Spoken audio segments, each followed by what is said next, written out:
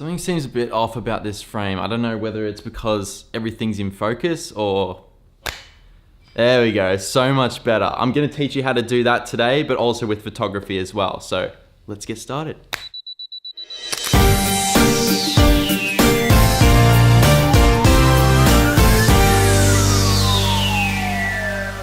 Before you watch this video, just letting you know there's a lot of information that I'm going to be telling you guys, so if you have to watch this video multiple times, then definitely do that.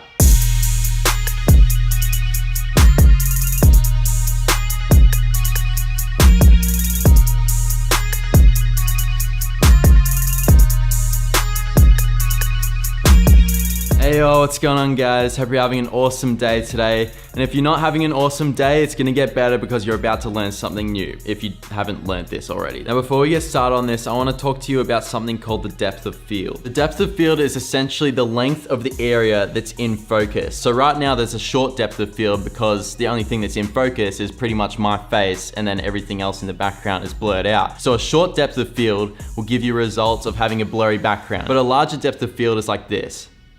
Looks unnatural, right? Yeah, it doesn't look good at all.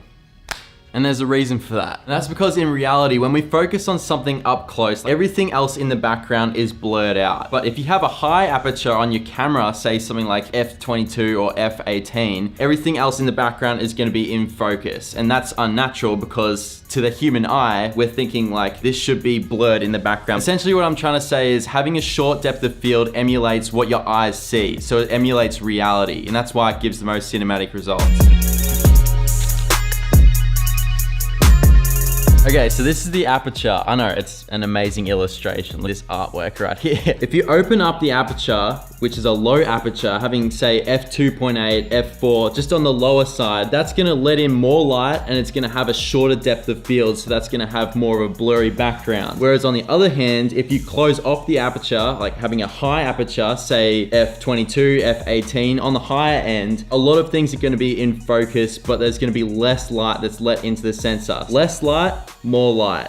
More things in focus, less things in focus. But because increasing and decreasing the aperture changes the amount of light that's let into the sensor, you have to compensate. So if you increase your shutter speed, there's gonna be less light that's let into the sensor. And if you lower your shutter speed, there's gonna be more light that's let into the sensor. Also, increasing your ISO will make it brighter and decreasing your ISO will make it darker. The only difference is with photography and videography is that with photography, you can have the shutter speed at whatever you like. If it's too bright or something, then you can just increase the shutter speed to whatever level you want. Whereas with videography, you wanna have your shutter speed double your frame rate. You don't wanna increase it above that because you get less motion blur. It looks unnatural. The most cinematic results are having your shutter speed double your frame rate. So in order to keep the most cinematic results for your videography, as well as having that short depth of field, like say if it's too bright outside and you need to do something in order to compensate for it being too bright in the sensor, what you can get is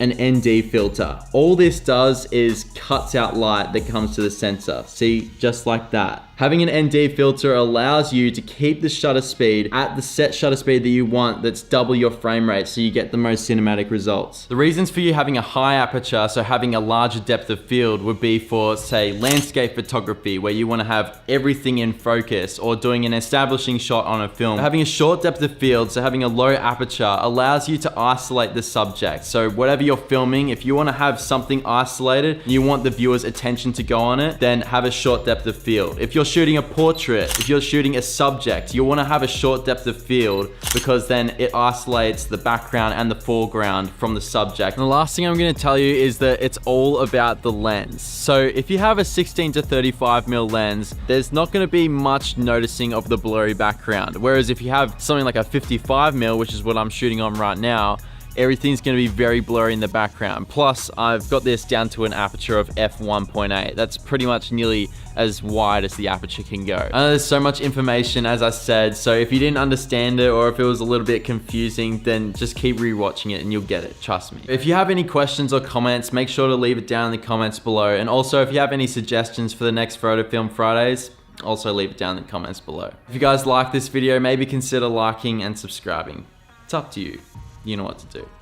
It was awesome hanging out with you guys again, and I'll catch you guys next time.